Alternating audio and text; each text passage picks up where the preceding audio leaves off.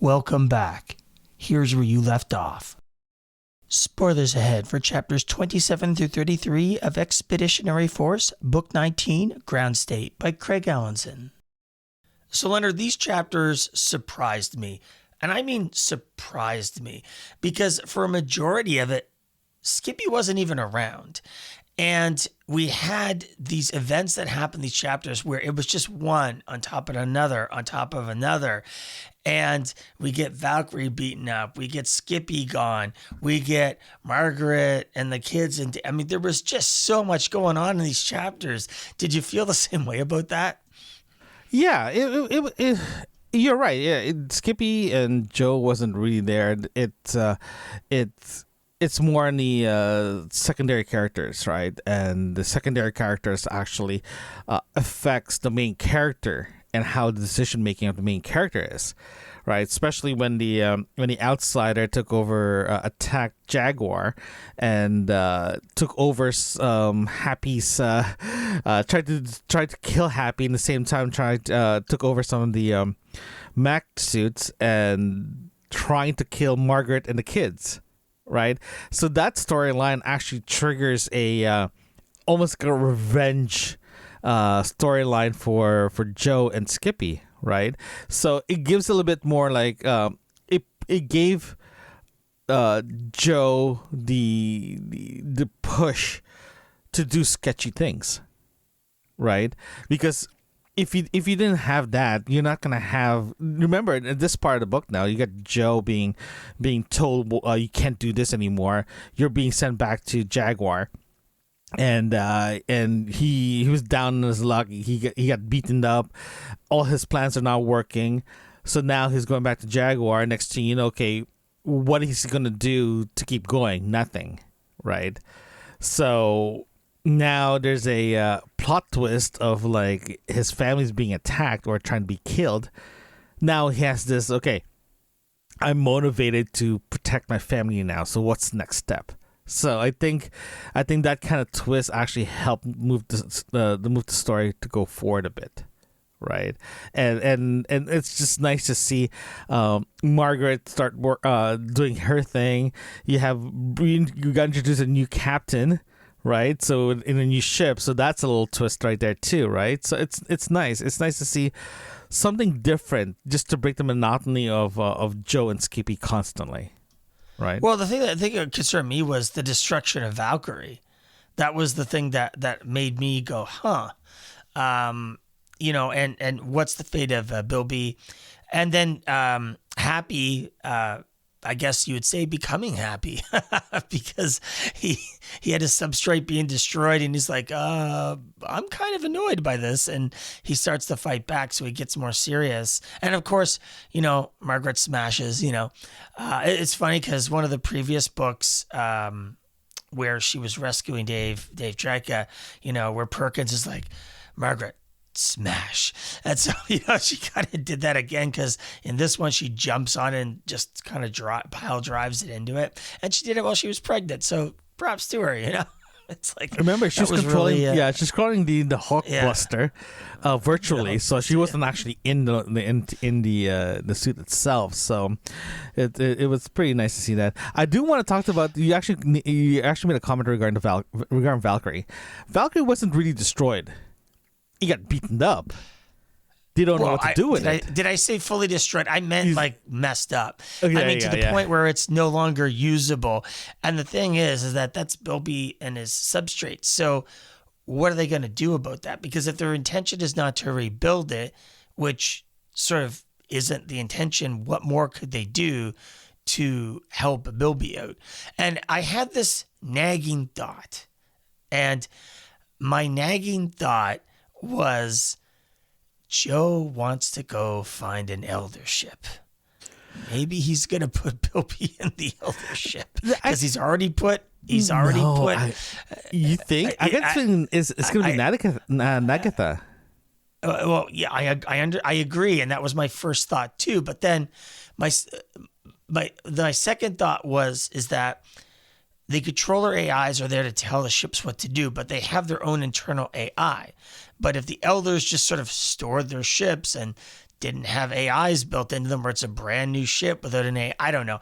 I was just daydreaming about it going, why did he mess up Valkyrie? Like, why would Craig take that approach? He didn't mess up Valkyrie. Valkyrie was outgunned and outmatched. Let's not talk, let's look at this perspective of the story here, and not about how Craig wrote the story. We're talking about, like, if you put that's what we're talking about here, buddy. This is the whole purpose. But you have to put a position. Okay, they're being beaten up, right? And you want Bilby as an AI for the new ship or whatever ship. I'm just suggesting it when they go hunt it down. I'm just suggesting that's a possibility. That they would do some kind of transfer or whatever, because it's not like he hasn't done it before. And I felt two things. One, it could either be him trying to sort of wrap up storylines, or it's him trying to free Bilby up to do something else. That's sort of was my thought, because Craig likes to write like that. I mean, I am far beyond being fooled by Craig's writing now. It's like, Yeah, this is the fun part, right? Trying to figure out the storyline, this one, because for me, if let's look at your perspective. Let's review what you just said. You wish, or you're hoping that Bilby will be put into the new ship, right? Am I correct so far? And you're right. The AI can't really control the new ship. They can tell the ship, "Hey, go here," but they can't really press the button, and that's understandable, right? And Joe, Nagata, had a meeting and say, "Hey, can you do this?" Like, no, we can't. I can't do that, right? And that's fine. We knew since day one, since the first book, that they can't. There's limitations, right? But if they end up getting an elder ship, and they put Nagatha there, because they're not going to put Skippy in that ship. They're going to put Nagatha there. Then they say, "Hey, we need an AI, so we're going to put Bilby in that one." That's fine. That works very, very well. I have no problems with that. But the history of this storyline, especially if this is the last book, there's a good chance that ship is going to be gone at the end of this book. Right? And that was, actually, you bring up a good point. That was my other thought. Are we going to go through for a sacrifice moment for it or something like that? I also wondered that, because he's sort of taken out of any sort of general fighting stance where it's very very damaged, and it would be more hassle to fix it than just build a whole new ship, basically, is their point. Yes. You remember the book one? Remember the first episode of this book? You remember I told you, because you asked me what you want to see at the end of this book. You remember that conversation? And I speculated that Joe and Skippy will sacrifice themselves. You know, you've always said that. That has always been your point. Guess what's happening? That's really... Guess what? We're literally like, one more episode before our next episode will be the last book, the last few chapters, right? Yes. So I have a feeling that this is going to be it for both of them. Okay, look at my perspective. Look at where we are right now in the book. Look at where we are right now. Look at what the situation is between Joe and Skippy and the overall outsider, right? And they got beaten up so badly for the past few missions that they have.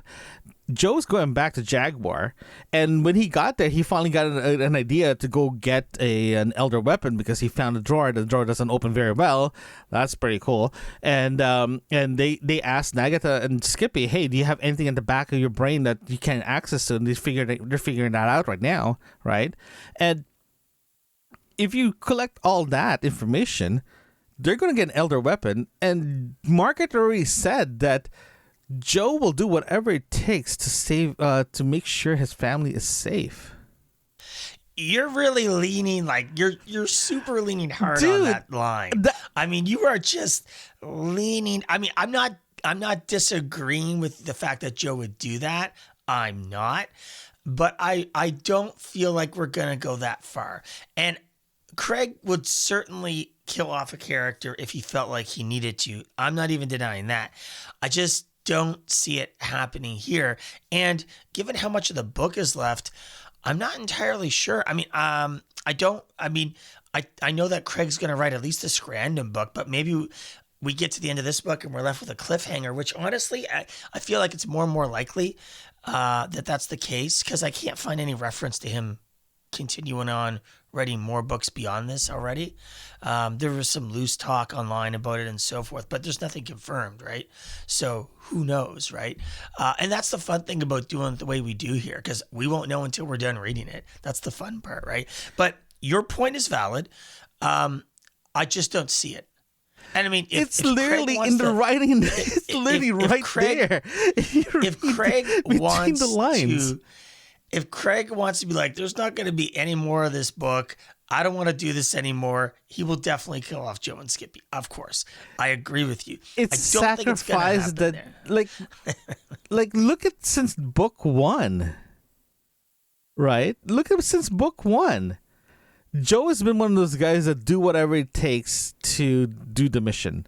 Even now, he was using the E4 Mafia to do whatever sketchy things that he needs to do.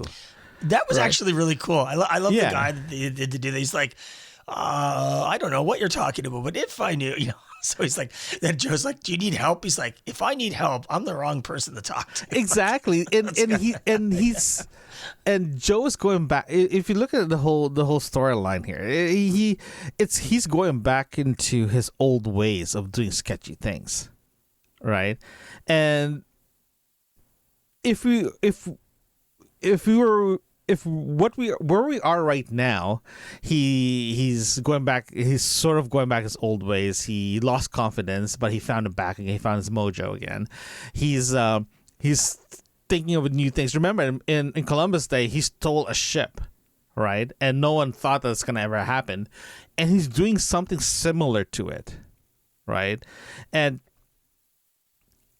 reading that and remembering what happened in Columbus Day, it feels like it's the same thing. Because remember, how many times he tried to sacrifice himself to save the many, right? So that's where he is right now. No, and that's why I'm not disagreeing with you. I'm really not. But I don't think we're there yet, is my point to you. Yes, we are. It's literally how many more chapters? We have like 5 more chapters to go. Okay, so listen. You will be very happy if you're right. I know that. I don't think it's going to go down that way. We'll leave that as a prediction for the end of the book. So let's redirect back now to what's going on, and the fact that the outsider now has an entire kitty fleet. Because remember, he ejected all of the kitties out of the airlocks and all that, which that must have been really frustrating for them. That's a dick move in his part, huh? Yeah. But now he has an entire kitty fleet, which actually I kind of read that and I was like, why the hell has he done that before? I mean, is it simply because the AIs were shut down and it gave it the opportunity? Because he's taken control of kitty ships before with the AIs being there. Anyway, the Dictat's, chip, whatever it was, allowed them to do it. But the whole thing, the junkyard plan just blew up in their face, like terribly blew up in their face. The outsider wasn't destroyed. The gate is still there. He got a whole fleet. So there's a lot of problems going on for Joe and them. And the fact that Skippy wasn't a part of these chapters very much kind of bugged me a little. Did it bother you at all? No. I felt like in a moment where Valkyrie was damaged and drifting and all that, and when Nagatha is like, oh, he's just been moping for like 2 weeks or whatever since you guys jumped. I'm like, that's not cool. Just moping around while they like almost go into a star, and all this. I felt like he was sort of separating the two of them for some reason. And then Skippy comes back and he's like, I'm never going to abandon you again. But you kind of did for like 2 weeks, dude, while they were like drifting towards the sun and Bilby took over. I don't know. I felt that there was a disconnect there. That was how I perceived. Do you get my point? Yes, but at the same time, Skippy did not abandon them, by the way.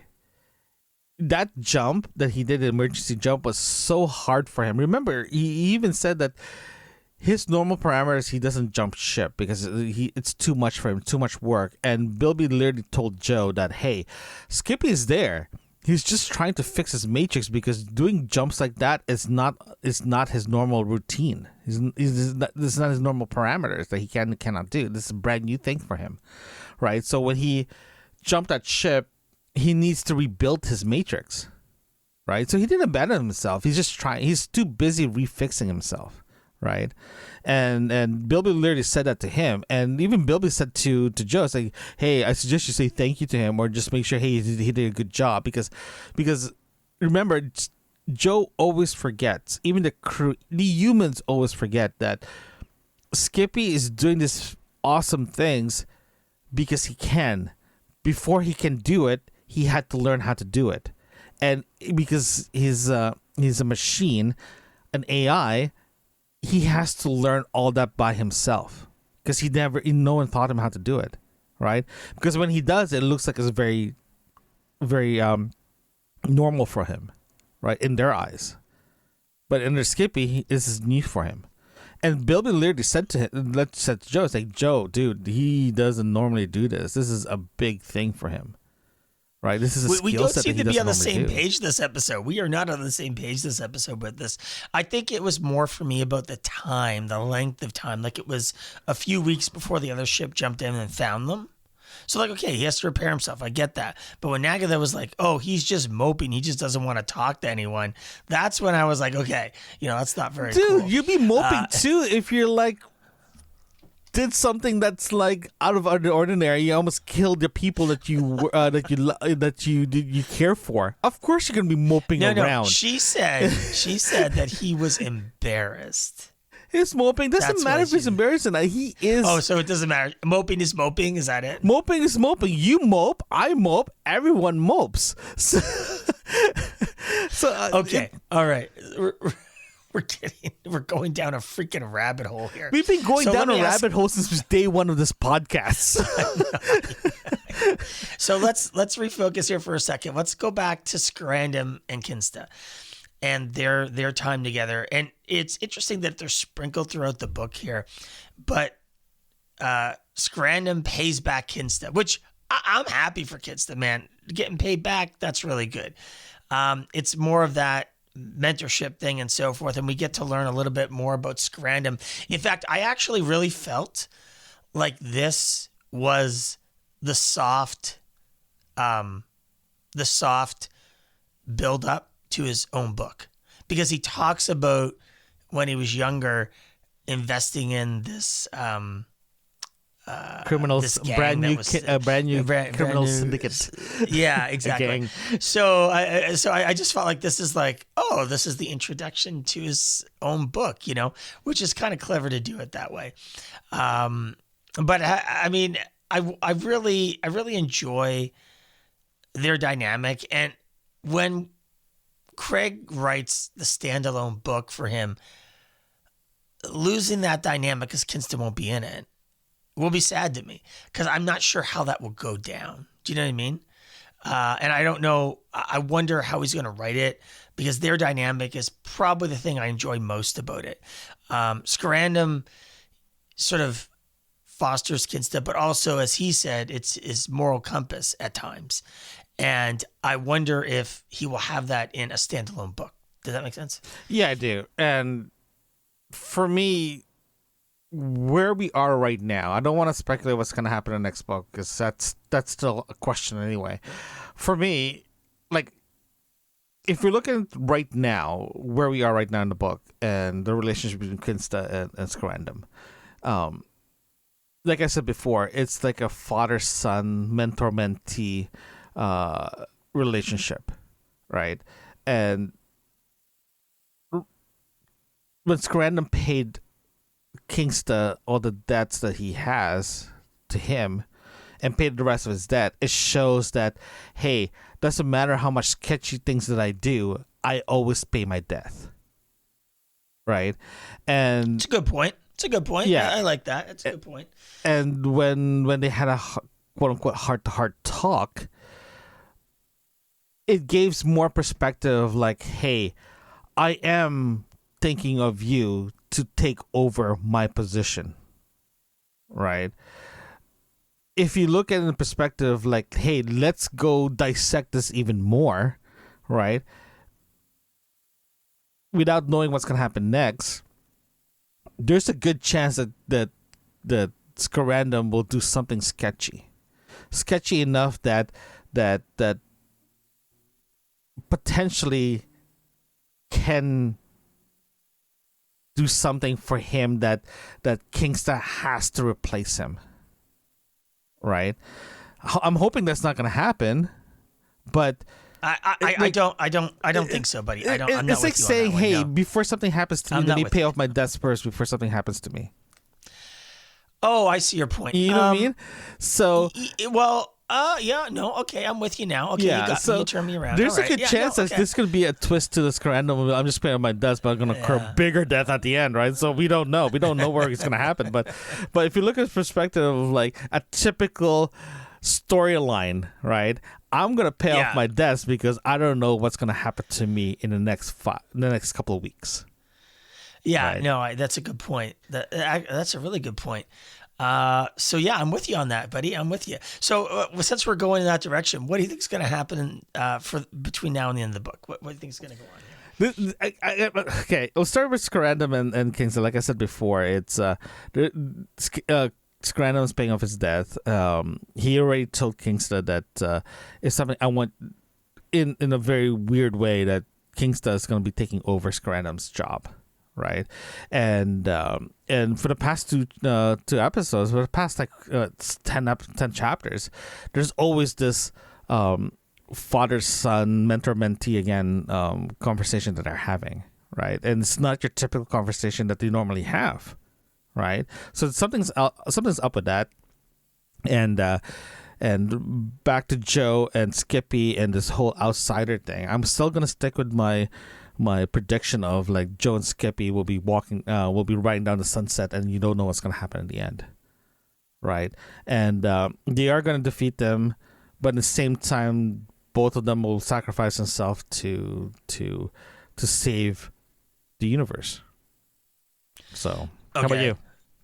I think that we're going to go after the eldership. So I think if Craig writes another book, as you and I both know, he'll leave it on a cliffhanger. So either they'll find the elder ships, just from a cliffhanger perspective, they'll find the elder ships, and maybe the outsider will open up the gate, and then there'll be, an epic battle coming between elder ships and outsider ships, I think, from a cliffhanger ending.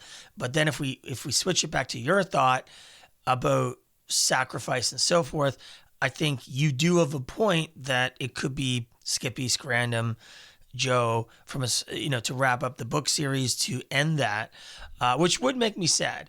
But if Craig's like, I want this to end, and he will do that. I'm sure you're correct on that one. So I think that what we will probably get is them going to find the elder ships and then shutting down the outsider. I think that's really, from a book perspective, what we will probably get for the next few chapters. Join us next time as we review chapters 34 through 43 of Expeditionary Force Book 19, Ground State by Craig Alanson. Thank you for joining us today. Don't forget to hit that subscribe button and share a review. We love to hear from you. Send us an email at yourbookmarksinfo@gmail.com. Join us again right here where you left off.